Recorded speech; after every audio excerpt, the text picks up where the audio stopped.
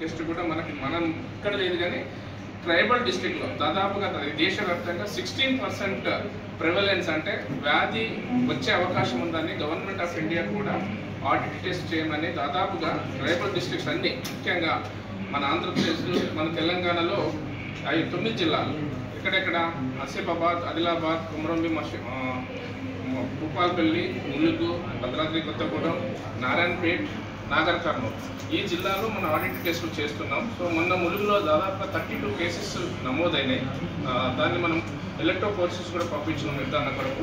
So వాటికి హైడ్రాక్సినల్ హైడ్రోక్వినైన్ కదా హైడ్రాక్సినే కదా ట్యాబ్లెట్ హైడ్రాక్సిక్లోరోక్విన్ కాదు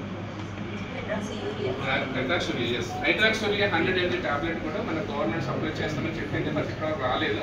కానీ మనం ముఖ్యంగా ఏం చేయాలంటే 99% మేడం చెప్పినట్టుగా డాక్టర్ చెప్పినట్టుగా మీరు ఎంత చేసినా రక్తం ఎక్కించినా కూడా రాలేదు అంటే తప్పకుండా డిఫెక్ట్ ఉంటుంది. ఎయిదర్ ఇదన్నా ఉండాలి లేదా ఎలక్ట్రోపాయిసిస్ కావట్లేదు అంటే బోన్ మ్యారో నుండి నాకు రక్త కణాలు తయారు కావట్లేదు.